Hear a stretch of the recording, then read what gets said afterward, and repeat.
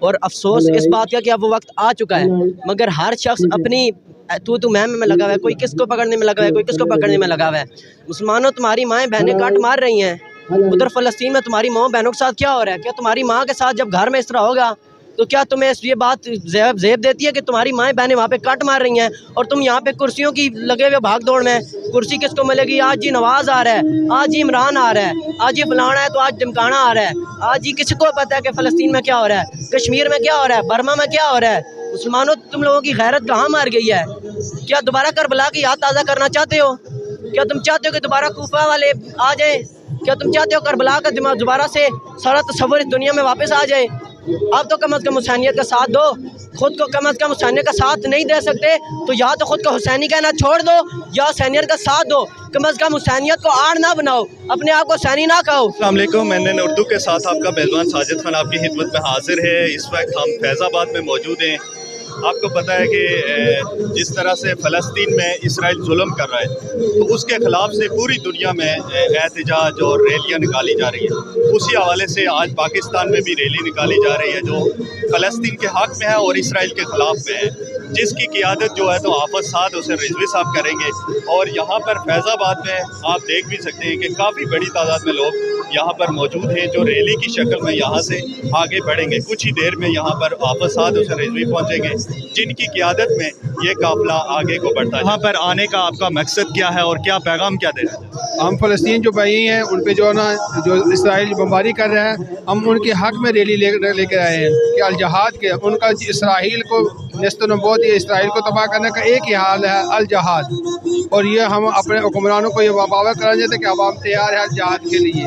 اسرائیل کے ساتھ ہم ان کو اظہار یکجہتی کے لیے ہم سارے یہاں جمع ہوئے ہیں۔ ریلی نکالی گئی ہے یہ اس لیے کہ حکومت کا یہ دبدبہ ہے کہ پورے ملک کے جو ہیں مسلمان یہ سب کو یہ جذبہ ہے فلسطین جانے کا، وہ کرتے ہیں، خود حکومت کرے، نہیں تو ہمیں اجازت دیں ہم کر لیں گے۔ کہ اسماعیل ہانیہ جو کہ حماس کے سربراہ ہیں، انہوں نے پہلے ہم سے مسلمان امت سے انہوں نے یہ کہا کہ آپ کتنے بندے اور مرنا دیکھنے چاہیں گے، آپ آئیں۔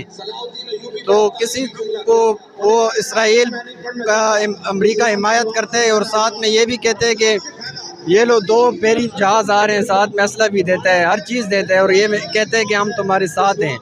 لیکن ترکی، پاکستان یہ سب کہتے ہیں کہ ہم آپ کے ساتھ ہیں، لیکن صرف زبانی طور پر نہ انہوں نے اسلحہ بھیجا نہ کچھ۔ اسماعیل ہانیہ صاحب نے کہا کہ آپ ہمارے طرف آئیں، ہمارے کتنے بندے مرنے دیں گے، اور انہوں نے بولا یہ تو نہیں آتے، تو انہوں نے بولا کم از کم اسلحہ بھیج دو۔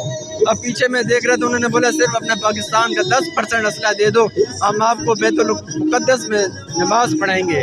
یہی جذبہ ہے، اور ہمارے الحمدللہ جتنے بھی بھائی ہیں ادھر ان سب کا ایک ہی جذبہ ہے کہ بس اب وقت آ گیا ہے جہاد کا، بس جہاد کا اعلان ہو اور ہمیں ادھر بھیجا جائے، بس ہم جہاد کرنے کے لیے تیار ہیں۔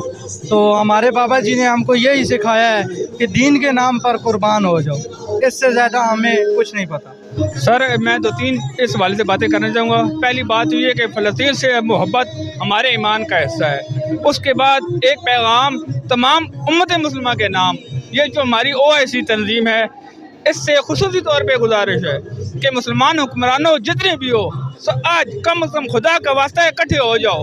اب نہیں اکٹھے ہوگے تو پھر کب ہوگے؟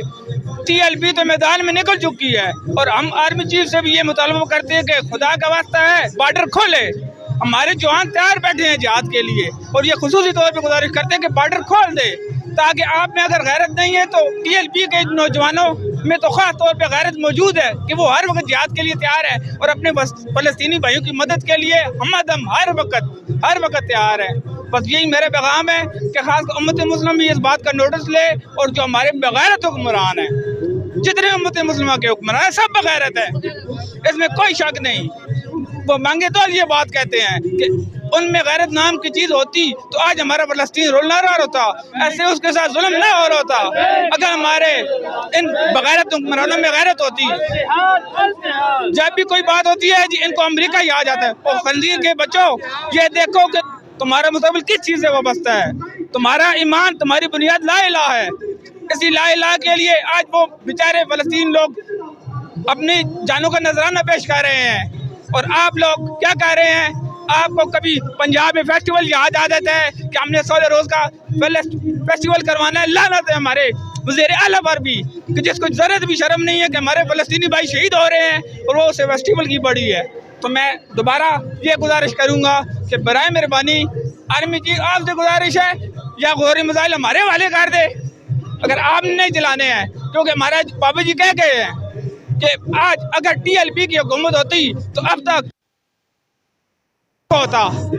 تو بس یہی ہے کہ ہم آئیں, آپ بھی جو میری آواز سن رہے ہیں جہاں جہاں بھی مسلمان ہیں, غیرت مند مسلمان ہیں, تو آئے ہمارے اس احتجاج میں, ہمارے اس ملن مارچ میں شامل ہو. میں انشاءاللہ جہاد کا اعلان کر چکے ہیں اور ہم شاد بھائی کے ساتھ انشاءاللہ مرتے دم تک ساتھ رہیں گے.